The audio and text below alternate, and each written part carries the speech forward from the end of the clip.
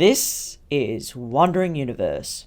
Today, I'm going back to Egypt, exploring an exquisite state-of-the-art sculptures that have, and still are, withstanding the test of time.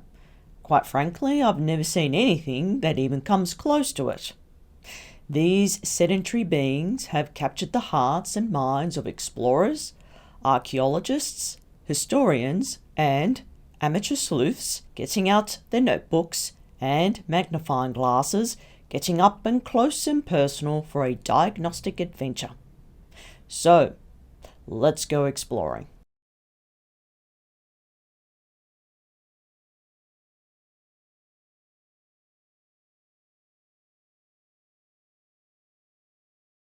Hello everyone, this is Wandering Universe, and yes, I'm back. Today we're going to go on a little journey somewhere on this planet, and I'm sure you know where we're going to go today. We're going back to Africa. Last week we were in Ethiopia talking about the obelisks in Aksum. I'm going to take you right in, so I'll just take you right in. Here we go. We're going to Egypt, and somewhere along the River Nile, there are numerous ancient ruins, as you know, in tourist brochures that they advertise in. But this kind of ruin is kind of quite special, actually. So I'm going to take you right in. The location is in Luxor. So I'm going to take you right in so we can have a look what's in Luxor. You know, there's two absolutely magnificent palaces there. There is Karnak and Luxor. They're situated right next to the River Nile, right here. Here's the Palace of Amenhotep, and here's the Luxor Temple as well. So there's this one, and also the Karnak Temple as well, just right here. So that you can see when you're coming down the River Nile if you're going on a boat cruise. This is called the Colossi of Memnon. It's called that because it was named after an Ethiopian king. As you can see, they've revived these main ones at the front gate, and there's two of them they found that were left submerged from the seasonal flooding, and they found a few more just behind them. Not far from the giant statues is this area right here. It's called the Ram Museum, and many more ancient ruins that you can visit, including this temple, the Temple of Amun. Fascinating place to check out. Okay, so we'll just go into the Colossi. I'll just tell you briefly about its background. So all this was flooded during the seasonal flooding. Now it's all dried up. And archaeologists are still unearthing more submerged ruins of Sphinx, stone blocks, all sorts of things that they're still working on. From the Colossi of Memnon, it's not too far from Aswan. I'll show you what I mean. So there is a dam, because ever since they built the dam, the seasonal flooding has ceased. And it's not too far from Cairo. I'll just take you back. So here's Luxor, not too far from Cairo. Memphis is here, where the Giza pyramids are, and that's Luxor right here. Here we have it, so I'll take you in. So it's on the other side, as you can see, just right here where my arrow is pointing. So they're facing directly just over the River Nile. That is the Colossi of Memnon. And now we're going to explore these giant, magnificent statues in Luxor, Egypt. Enjoy.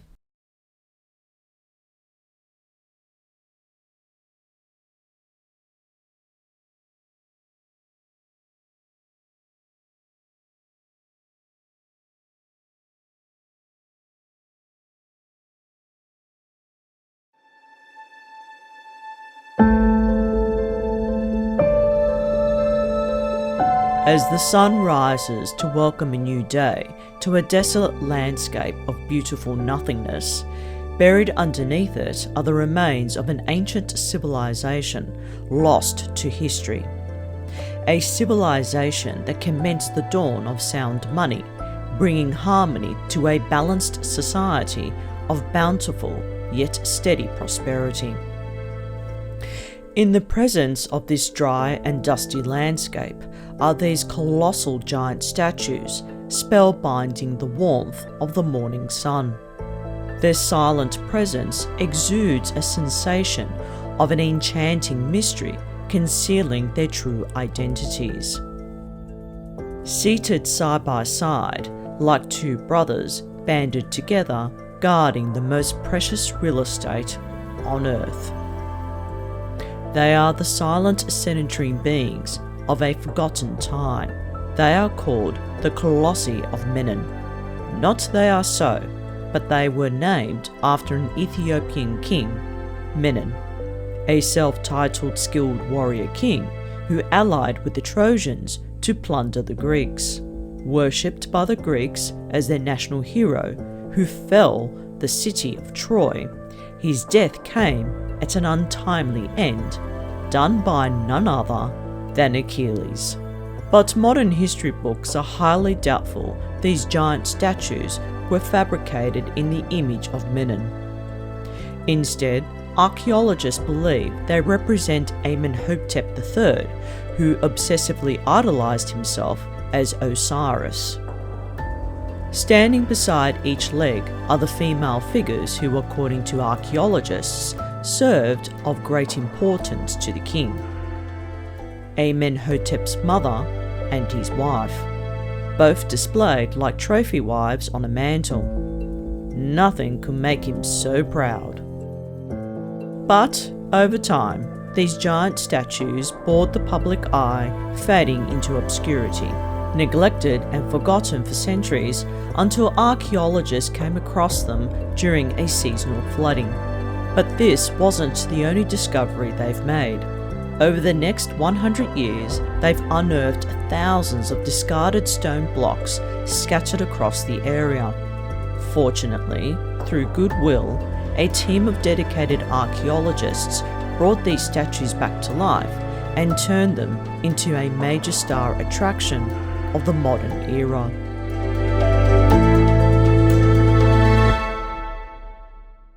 The seated giants symbolise the dawn of enlightenment. Chastised to their hard-wearing seats, they cast a spell to the sun, illuminating life from the sun's rays. Not even earthquakes could harness such immense power to rattle these two giants off the ground. Roman stonemason amateurs got their hand on restoring parts of one giant, but gave up halfway. Despite its mishaps, they are a testament to a golden civilization thousands of years prior to ours. I bet you're scratching your head in utter confusion. What the hell am I talking about? Well, you're about to find out.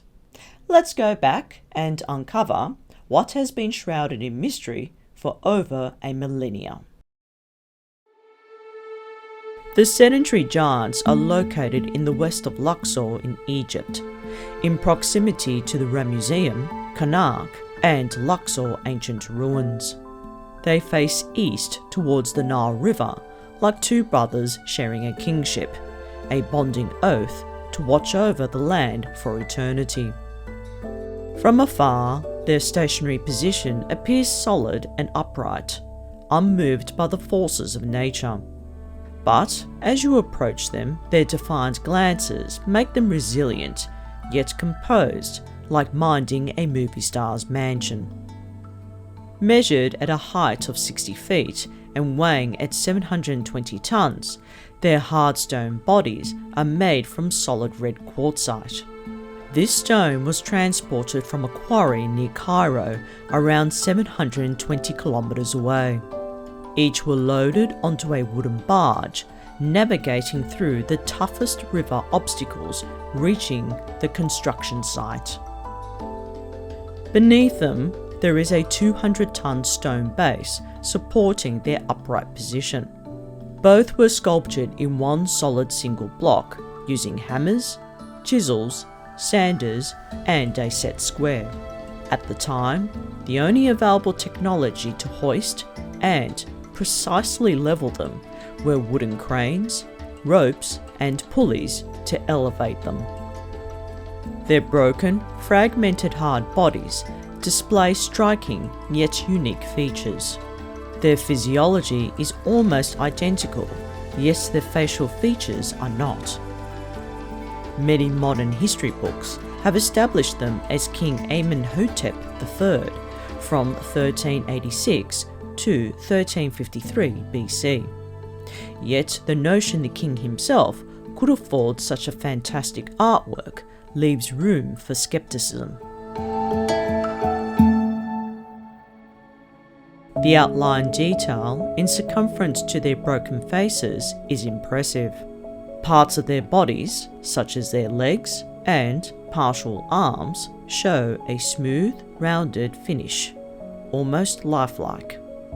Most of their body parts remain well preserved, whilst other parts have deteriorated due to societal changes and weather conditions. Their headdress remains remarkably preserved, along with their box thrones and a few inscriptions chiseled along the stone. Like a photograph, they show Amenhotep III's mother and wife each standing beneath him as if they were compliant slaves. Large open cracks are seen along the side of their thrones. These fractures are made vulnerable caused by 2 earthquakes. Their feet are missing, whilst their hands remain relaxed and unmoved on each knee. The second one displays a crude reconstruction commissioned by Roman Emperor Septimus Severus, an amateur feat of stupendous results. At first glance, their facial features seem identical, but if you take a closer look, they're both non-symmetrical. The first appears taller with a slender body shape, whilst the other is shorter and stockier. The stone bases vary in shape and pattern. The first is square with straight angled edges, whilst the other has a cropped diverge edge. The first is seated into a snug-fitting box throne, whilst the other has a roomy one. Alongside their thrones show hieroglyphs depicting a story of 2 loyal brothers. On the contrary, they symbolise the Egyptian water god Hapi. These giants are not alone. They are accompanied by 2 other giant statues further away. A team of archaeologists surveyed the area after the completion of the Aswan Dam and found them partially submerged. They managed to carefully haul them to an upright position. The seasonal flooding no longer occurs in the area. It gave archaeologists time to salvage whatever was left of them and restored them to their original form. Unfortunately, their bodies were badly deteriorated from water erosion. All that remains is a half-body statue, and the other is a partial forearm and lower leg. Their identity is unknown. But, with any luck, these few inscriptions may provide a small clue, though it doesn't confirm it is also Amenhotep III. For the first time in a millennia, all 4 of the giant statues have been reunited. What became of their damaged faces remains a mystery. It's as though a deliberate action blasted them off as a preventative measure. Somehow, not all of their features were totally erased. Their ears, partial eyes, forehead, and jawline remain intact. Their outline shape differ as one is longer and the other is rounder. Even their headdress differ in contour. The first lappets are flapped slightly at the shoulders, whilst the other is narrower. Their life story remains unknown. Contrary to popular belief, the empty estate may not have housed a mortuary temple, but a sophisticated dwelling built by the brainchild of a king who existed before Amenhotep III's time. It would explain how one such king had the financial means to facilitate an incredibly adorned construct without public charity or government levy.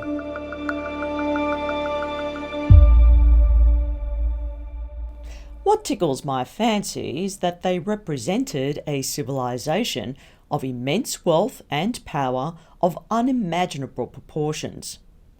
A society of great magnitude that made leaps and bounds through innovation and technological advancements.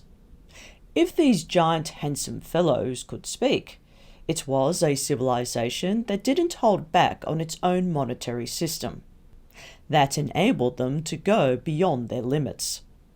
With this in mind, we need to explore Amenhotep III, financial affordability that may have resurrected these forgotten statues. Unbeknownst to him, others remained submerged. Speaking of which, here is a look at the before and after shots.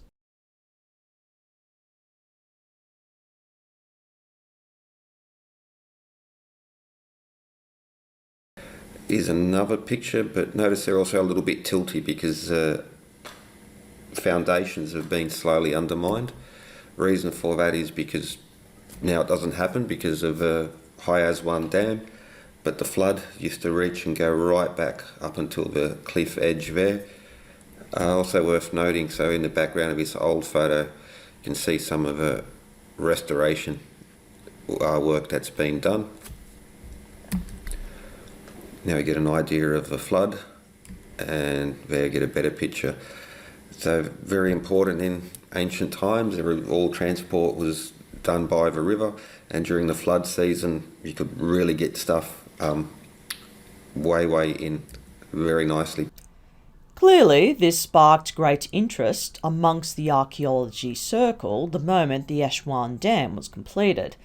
They scrambled around the barren, dusty desert plains, uncovering buried foundations hidden from the submerged flooding.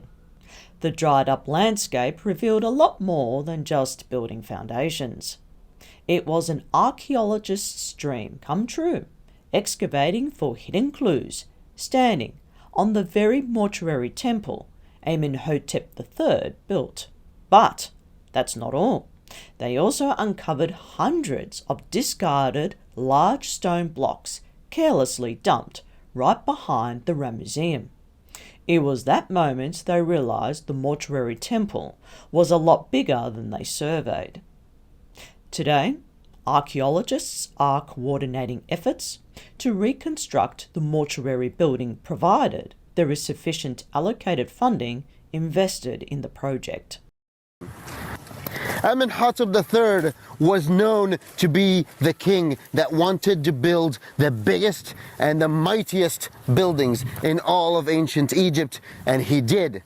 But sometimes building something too big means that it will fall apart faster. Here's the mistake Amenhotep III had made here, because so many other temples have survived. But the mistake Amenhotep III had made here is that he made his temple so close to the Nile, which meant the flood season would come, which meant the ground gets softer, which meant all this collapses into basically water. Himself, a mortuary temple just like every other king all the way from the Old Kingdom. Every pyramid that they had a mortuary temple, and now their tombs in the Valley of the Kings, which is not far from here, also needed a mortuary temple. It's funny because Luxor was one of those places that all the way through history, all the way through the 3,500 years, somehow didn't change much. 3,500 years of history is in layers. Every time you dig, you will find something new underneath the old, which means we can't keep digging. The fact is, only 10% of ancient Egypt has been uncovered. 10% of ancient Egypt is above the ground. We only know about 10% of ancient Egypt. Everything else is still buried under the sand. Also, there's a conundrum for every archaeologist, because one part of an archaeologist is, I want to find what's underneath every bit of sand. I want to solve the mysteries. I want to answer the questions. But the other part is that we know for a fact that uncovering the ancient ruins will hurt them. They are safest under the sand. They are safest where they're kept right now. I know that one day there will be a technology that is better than the technology we have today, that will be able to answer those same mysteries.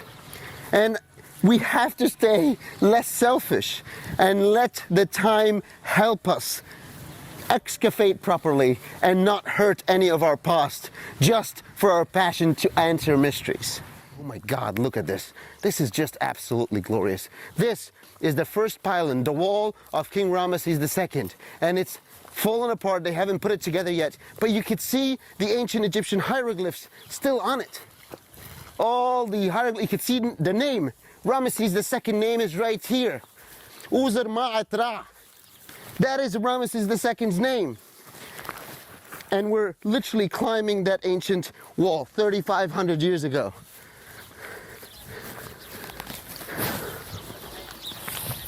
This used to be a pylon, and that here was probably the entrance to Ramesses II temple. It seems like Amenhotep III was Daddy's little boy, living off from his old man's money. Publicly showing off his riches, he did what every rich son did: spend it. A mild-mannered politician by day, a scandalous playboy at night. He was the life of the party, the great Gatsby of the roaring elite. He was the envy of every peasant shoveling his shit around. He dabbled in property development, had a keen eye for real estate expansion, and the reconstruction of his father's immaculate palace, including his own. Equipped with an entourage of compliant servants, neat freak housekeeping staff, and endless concubines to keep his mind occupied. He had it all. He was lapping it up, and loving it. Nothing could stop him. Even foreign diplomats and international investors threw bundles of bribes at his way just to keep the peace. The treasury coffers were always filled with an endless supply of gold, archaeologists believe, paid for such highly ambitious architectural public works. Should we take their word for it? Well now, let me see. This is the Ramesseum. It's largely a dynastic Egyptian construction, but we'll see some anomalies here which date from pre-dynastic times. That's what distinguishes the pre-dynastic from the dynastic work. The dynastic Egyptians, as I've said many, many times, could not do fine work in granite. So this tells us that it is pre-dynastic. We're walking back through the dynastic part of the temple. You can see each one of these giant sandstone columns is made of multiple sections, as well as the front of the base of the giant statue. You can see that it's been repaired in modern times using a type of concrete there. But here is the original granite stone decomposing in a very strange manner. Many, many times, and you probably know that the dynastic people were able to roughly shape granite, but they weren't able to work and create a high polish, such as we see in what I believe are the pre-dynastic sculptures. And also the sheer sense of scale. These two sculptures are actually made of quartzite, and the quarry for this quartzite is near Cairo. So they were moved hundreds of miles to their present location. But years after years, they give for both of them Memnon name, but it's so wrong. The Colossi of Memnon now should be the statue of Memnon, the right-hand side one, and also the we can say the northern one, only Memnon. But originally, both of them belongs to King Amenhotep III. Yes. Okay, No, that's Yeah, good clarification. But actually this temple is considered the biggest and largest temple built ever in the world by one king. Yes, this is the temple of King Amenhotep III, started by 2 series statues at the big panel, and then open court, and another 2 series statues, and then panel open court, and 3rd series statues and open court actually. So considered the biggest and largest temple built ever in the world. Okay. It's not bigger than Karnak caricature complex, built by so many kings from different dynasties and different periods. So, and then we have the Holy of Holies, and then to the north side we have a great statue still standing in the middle of the field. To the south we have in the middle of the field, supposed to have a great tour statue for King Amenhotep III and his wife Queen T. Now it's located in Cairo Museum.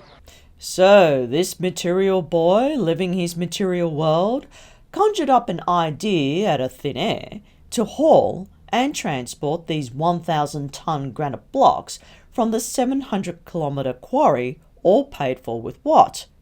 Gold, silver, copper? No, not with paper currency, and not with barrels of oil. You would have to think there must have been hundreds of gold mines across the Egyptian landscape, working 24/7, searching for this shiny yellow prize. A team of scientists some years ago made a written mention about ancient gold mines during Amenhotep III's time, and they found just half a dozen or so still in existence. They didn't fathom that miners dug hundreds of tons of this stuff, as they couldn't put a price on it. Then it got me thinking. The probability of loading a 1,000-ton quartzite single solid block onto a wooden barge without a hitch just seems, well, a bit of a stretch. The ship's captain, his mate, and crew would have been paid well in gold, sailing down the Nile, avoiding every single obstacle with incredible manoeuvring. Modern cargo ships can carry hundreds of tons of shipping containers across the seas with ease, weather permitted. Yet they have to be carefully loaded, avoiding stressing the hull, otherwise it will capsize. This incident happened to a Norwegian cargo ship Rottnest just off southwestern Norway in 2004. Still racking your brains over this? Here's one person's opinion piece. The quarry is on the east bank of the Nile, and the Colossi are on the west bank of the Nile. So if it was too heavy to use the Nile, well, it's a very, very long river. You'd have to go at least down into Ethiopia and then go around the big lake. Then when we went to, for example, Edfu, you could see sandstone blocks, half a ton, 2 tons. Yes, they could move them. When we went to Abydos, we could see, some blocks reaching 6, 7, 8 tons. Yes, Egyptians, Romans could do that. 50 tons, even in like a light breeze, 5-10 miles an hour. Maybe I'm underdoing it or overdoing it, but a relatively small sail to tie and stop the sail from spinning, twisting. You have to be able to tie them down and apply force to those. When it comes to the Abydos, that Osiris, they call Osiris, was huge granite blocks. No way that they could cut them so perfectly, move them, and erect them over there.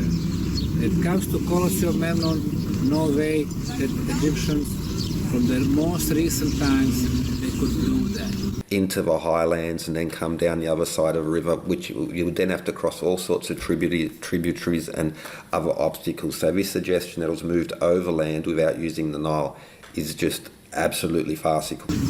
We will be seeing places like today, Luxor and Karnak, when we can see generations and generations of the pharaohs getting the pieces of temples or enclosures or statues. So it was not like everything was done at one time.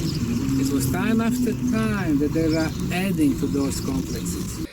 The rigging on a ship is crane technology. Here, the first pieces are actually the oldest pieces because they are the most superior.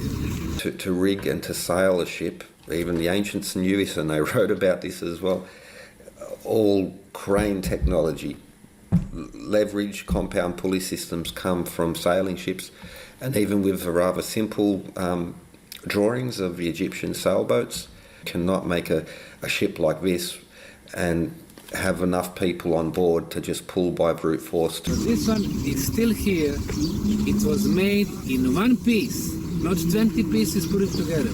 One piece made, one piece transported, in one piece erected. Could ancient Egyptian ships move heavy loads? The answer is absolutely yes. For instance, the surviving Khufu ship, the displacement there is quite large of that ship. They had bigger boats than that, so you'll just take the Khufu solar bark, make it a little bit bigger, strap two of them together, carry those colossi, just really basic problem solving, so that wouldn't be an issue on its own. There are many monuments that do belong to the Egyptian pharaonic times. As a matter of fact, everything what was built after it, the massive walls, some funerary enclosures, yes, they do belong to the specific pharaonic times. But and make a decent sized ship, you have to understand mechanical advantage. Dendera, you could see those massive walls, but they were built from the mud bricks. Mud bricks is something that you can make. It's been made even today. It's been made for thousands of years. You make thousands and hundreds of thousands of mud bricks, put them together, you build the walls. It's a huge project, but it is achievable. But we have all the elements like this double rope here they just had to have understanding of mechanical advantage to sail. Everything that came later, 12th dynasty, 19th dynasty, mud brick pyramids, they are inferior. And this is what is so obvious here. I don't get it. We need to go back deeper in the past to what we call either demigods or the gods, because they had technology, they had time to do that. Absolutely farcical. It comes to the Abydos, that Osiron, that they call Osiron, was huge granite blocks. No way that they could cut them so perfectly, move them, and erect them over there. Could they move these stones without advanced levitating technology or anything like that? Absolutely, yes. When it comes to Colossi of Memnon, no way that Egyptians from the most recent times they could do that. Unless they were able to harness some mystical, unexplained elemental forces. Unfortunately, you go to internet, the first 5 or 10 sites are Wikipedia or Wikipedia-related sites. So what they do, they completely falsify the history. I don't get it. 3,400 years ago, simply there was no technology to shape and to transport this to here for so many kilometers. There was not. If you can sail, the answer is absolutely yes. So Amenhotep III in his time is not the author of this monument. This is from 1880 BC, painting on a tomb of Amenhotep, moving a very similar statue. So this is where Egyptology really starts to falsify the history. Absolutely farcical. And maybe we are one of the last generations who can think freely. Everything that will follow in the future, people's brain will be totally washed out. So enjoy this moment. I don't get it.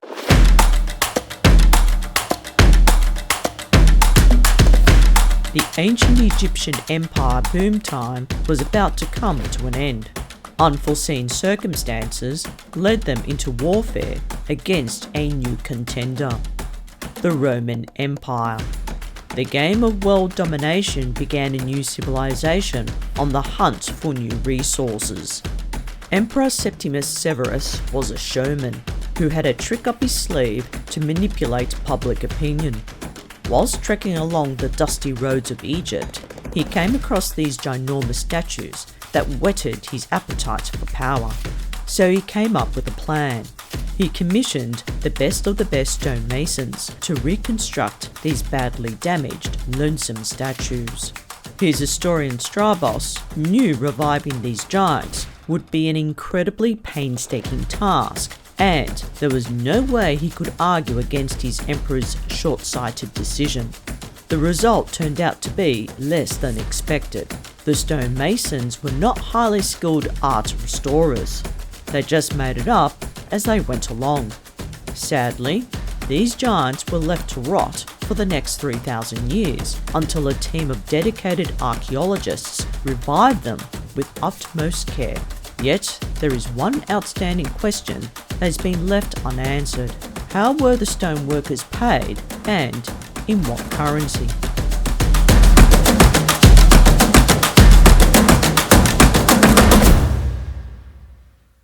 By the time the Roman Empire dominated Egypt, hook, line and sinker, society rapidly deteriorated and the giant statues were deserted. Before the Roman Empire's untimely arrival, rumour has it they once sang a tune. Wait a minute, did someone say sing? It's not like they're auditioning to become the next American Idol. Yet, it made a lot of the fans go stir crazy like screaming at Taylor Swift's concert. The historical records, more than 2,000 years ago, it was a devastating earthquake. And then again, about 2,030 years back, in the time when the Romans first came here, another huge earthquake. They completely destroyed the complex, all the walls, all the enclosures, all the smaller statues. This one to my left, to the waist up, it was destroyed. There were huge cracks in what was remaining. Now, based on those cracks, we know that, especially from the Roman and ancient Greek documents, that during certain months, especially February and March, you could see the humming sound coming from the remaining parts of the statue. So people were, saying, calling them singing statues of Memnon, singing. Unfortunately, even that phenomenon has started in the recent time and they cemented out, so no more singing. Legend has it, these sleeping giants made noises in the night, humming a hymn that vibrated through one's soul. What kind of song? It's more likely they made sounds that were not of a musical tone. It's speculated many admirers made an attempt to sing a lullaby, magically made their wishes come true. These inaudible tunes drew crowds of admirers like hippies at a Woodstock concert. Spellbound by the songs they sang, they left offerings that ornamented their feet, dazzled their senses into a trance dance. The inaudible acoustics were heard every day, at dawn, on schedule. Archaeologists remain skeptical of these wild claims. However, after analysing the structural integrity, they found disjointed fractures in several parts of their hard bodies caused by earthquakes. Others say heat expansion drying from the morning dew. Over time, their rise to fame gradually faded and the public got bored and dumped them like a dud relationship. No more oracles, no more singing. All that is left is the graffiti inscribed by visitors over thousands of years, like this one, "I was here in," and the story goes. Today, they are nothing more than a tourism cash cow. How else is the Department of Antiquities going to make their revenue?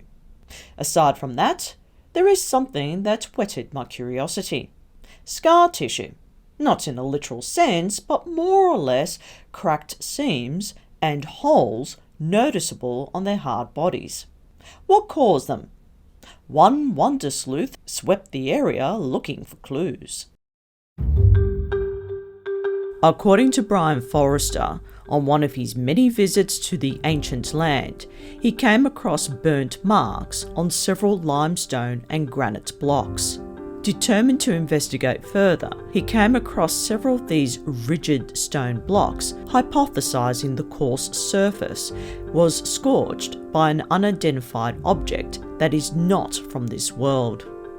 He swept the area looking for more clues and noticed other scorched marks scarred along these stone blocks. He examined the two sedimentary giants' blemished exterior. The face on the first statue suffered severe damage caused from an unknown blast scraped from right to left.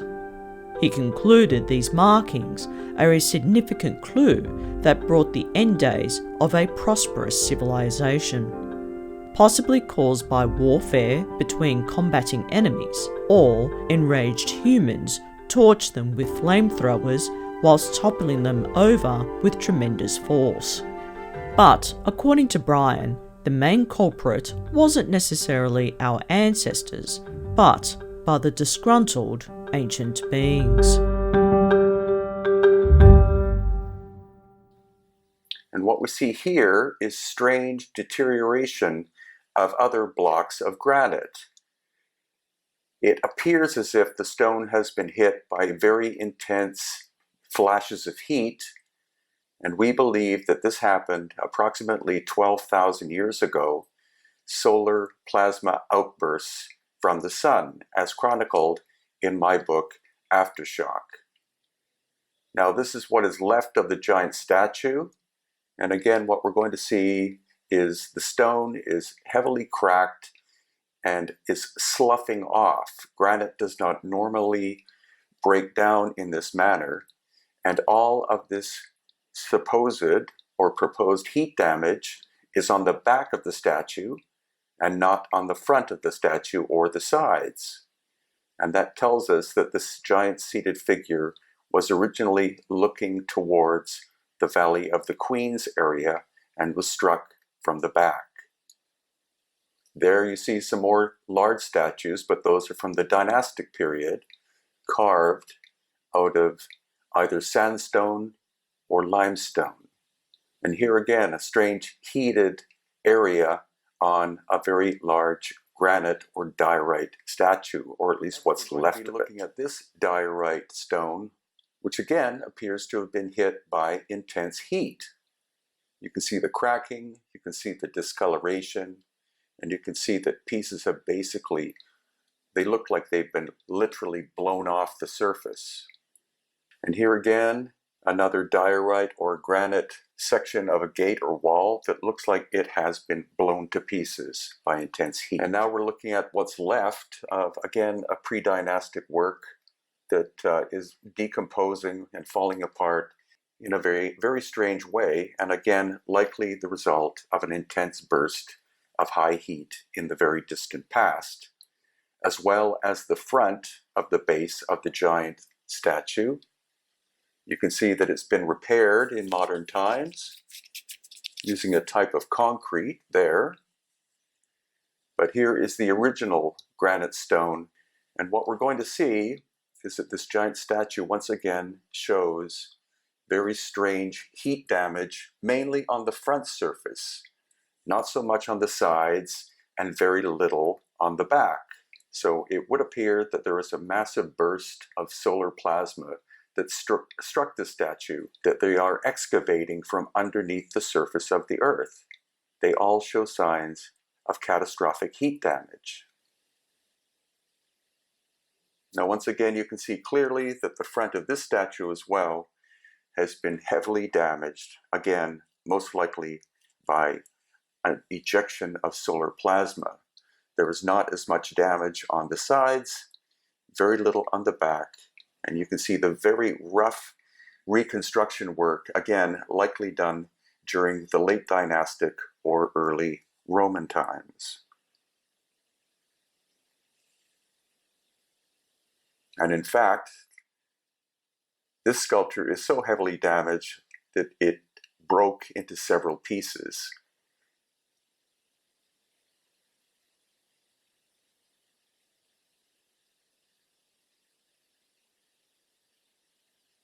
And that is not the end of the story. I went foraging for information while sorting through the bombarding pile. I spotted one tiny bit of insight that could write a new chapter in our history books. Take a look at this statue. It personifies Ramses II at the museum in Cairo, carved to perfection in one solid single granite block. Its glossy, smooth stone finish leaves no trace of error. Its symbolic writing depicts the story of Ramses as a public celebrity. Whilst Ramses is taking a very long nap, one archaeologist, diagnosed like a mortician, searched for evidence of bodily harm, and there was. He noted rugged burn marks scarred along the side of its arm, like a tattoo removal applying the second-degree burn. Yet the rest of its body remains unaffected. Ramses' smooth facial features look like he just had laser hair removal, shows no blemishes or imperfections. His symmetrical eyes are perfectly in proportion to the contoured eyebrows. Evidence of this meticulous masterpiece is shown on Ramses' face. A team of scientists scanned his body using an infrared scanning machine for any imperfections. The results astounded them. Ramses' face turned out to be perfectly symmetrical on both sides. There was no other logical explanation for this phenomena other than it was done by a machine.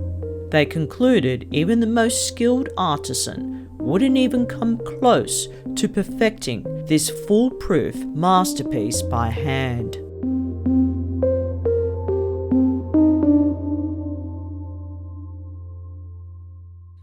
What's curious is not only the sense of scale, but again, we see these strange scorch marks on it. So I honestly believe that this giant sculpture, you're going to see in detail, is older than the dynastic time period. Some very excellent temple constructions, but I think this one is simply too big for them to have quarried and also for them to have shaped and moved. It's attributed, as always, or as usual, to Ramses II, but I honestly think it's a much, much older construction. It's similar to the granite ones we see that has exactly the same face. And here, once again, at the bottom, you're going to see the strange discoloration of the leg. And actually at the top, or the middle left of the hat there, or the crown that he's wearing. Time and energy is calculated on a value ratio.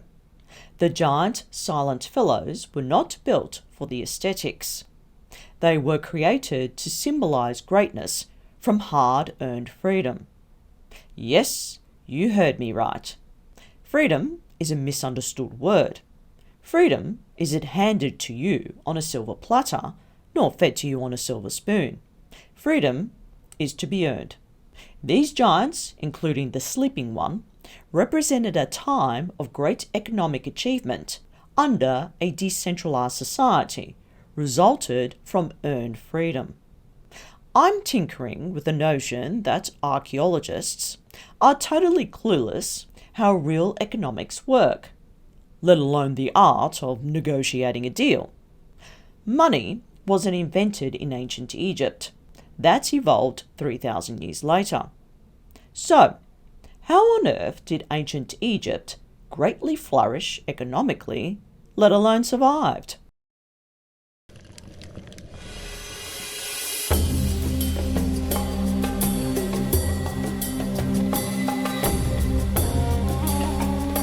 Welcome to Egypt.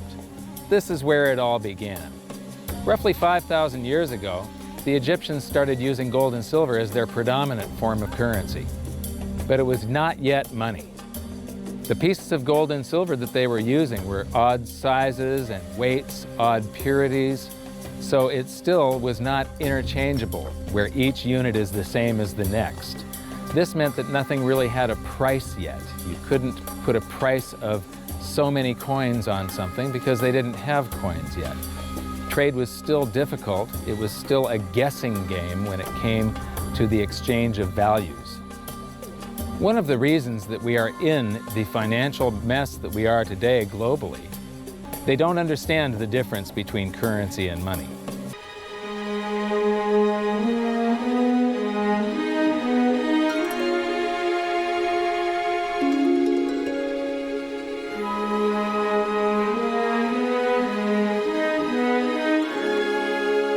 Gold and silver have been the predominant currencies for about 5,000 years. But it wasn't until somewhere between 680 BC and 630 BC that they became money. That's when they were minted into coins of equal weights somewhere in Lydia, where each coin was the same size and had the same weight. This made them interchangeable. It's called fungible. At that point, they became useful as a unit of account, a measurement. You could price a good or a service in those gold or silver coins in a certain number of them. And it was always the same for anybody whenever they were buying that good or service. But it wasn't until they made their way to the world's first free market society, the prototype of democracy, the cradle of civilization, Athens, that they exploded in use. Suddenly, money found its natural home, the free markets. Athens was the first society to have a working tax system and free markets. This enabled them to rise to the pinnacle of civilization. Their prosperity allowed them to create great works of art and achieve a level of architecture and engineering that the world had not yet seen. Here we are 2,500 years later, and people are still in awe of their achievements. It was truly a fantastic period in human history, and the Athens star shone brightly for many years. So this begs the question, what went wrong? How did such a great and powerful civilization fall? The answer lies in the same pattern that we see throughout history: too much greed and too much war. It was when the Athenians got involved in the Peloponnesian Wars, a war with Sparta, that their monetary problems began. First, they lost access to their gold and silver mines. They were also paying armies that were on foot, and they were miles and miles away from Athens. So as they pay their armies to buy goods and services from the local populations, a deflation occurs in Athens because they're sending all of their coinage out of the city. Then they started debasing their coinage to pay for the war. If you take in 1,000 coins in taxes, and then you melt those down, those gold coins, and you mix 50% copper into your gold, now you can mint 2,000 coins. So if you take in only 1,000 coins, but you spend 2,000 coins, what is that called? That is deficit spending. Athens began to do that during this war with Sparta. They also had these great public works, which were very expensive, and they finished the Temple of Athena Nike during the truce in the middle. There was a 6-year truce in the middle of this 27-year war. So they didn't stop their great public works and allow their market economy to heal from the expense of this war.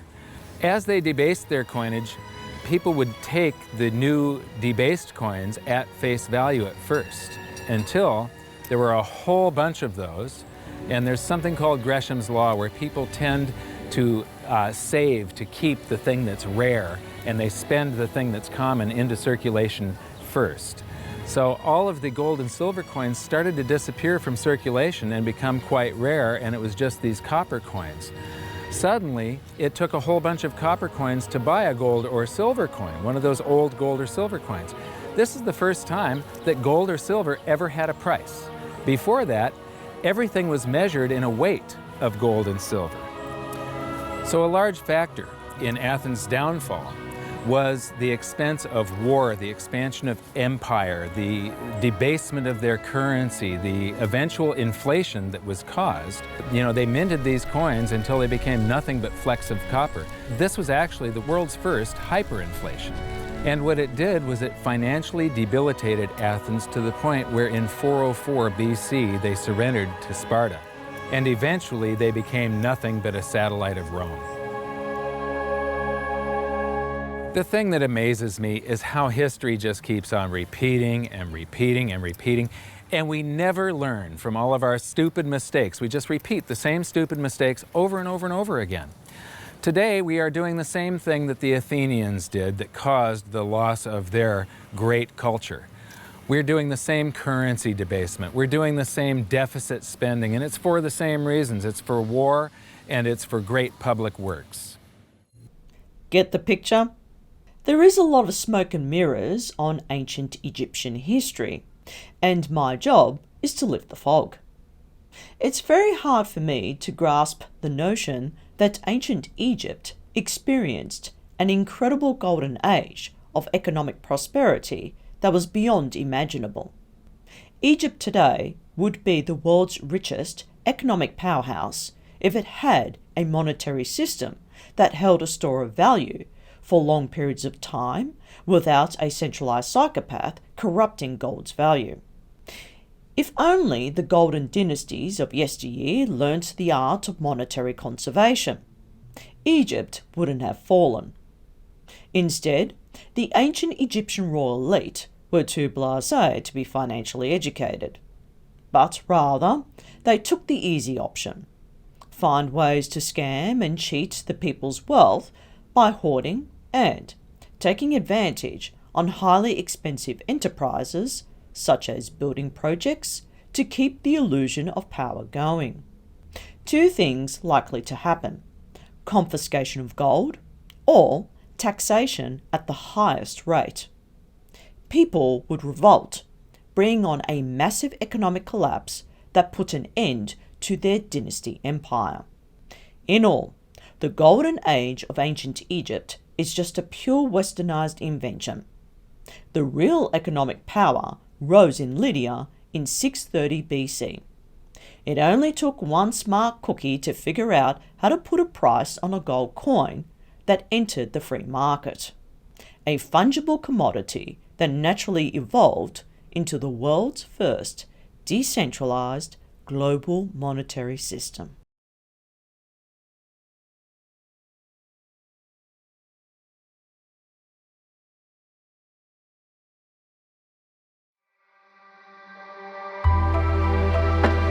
The silent, sedentary giants are the ancient wonders of the modern world. United, forever they stand, overlooking a barren desert wasteland, doing their duty as guardsmen of a precious real estate. Today, they are nothing more than a souvenir of a forgotten time, whilst their eyes are permanently fixated towards the horizon. Modern history books have written countless stories of ancient Egypt's supposedly golden age, an age that existed before the invention of the world's first minted gold coin. The only economy ancient Egypt experienced was a barter one. Archaeologists found a handful of ancient gold mines scattered across several locations that were most likely cramped tunnel mines, enough to fit one person at a time. This means that mining for gold before and during 3000 BC was scarce, managing to find only a handful of clusters at the bare minimum. Empires are merely transfers of wealth, created for the purpose of expansion of resources such as gold. If Amenhotep III and his father were the true kings that ruled the roost, why is there insufficient evidence to explain the type of currency used to pay for ambitious public works, and the use of slaves to build their elaborate temples, palaces, and whatnot is highly doubtful, as workers would have revolted if they were not paid in some form of currency for their efforts. I'm not sure about you, but I'm nudging towards the fact what we've been told has been made up by archaeologists and treasure hunters as they went along their excavations. This leaves room for more doubt over its written credibility, as we can only rely on 10% of evidence currently exhibited in museums. Whatever happened to those 4 giant statues remains a mystery. Yet, one thing remains outstanding. These ancient beings have and will remain unidentified. They hold their secrets of economic prosperity close to their chests. As I said in my previous video in the obelisks of Axum, the ancient beings held 3 valuable assets: time, freedom, and knowledge. That was their true power. Their world history was determined by their monetary history, from the creation of sound money of incorruptible value that truly made them the real founders of Egypt's Golden Age.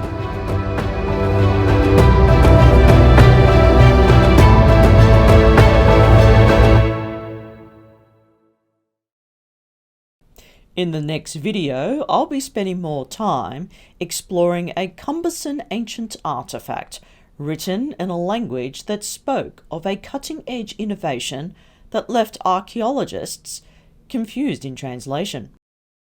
That's all for now.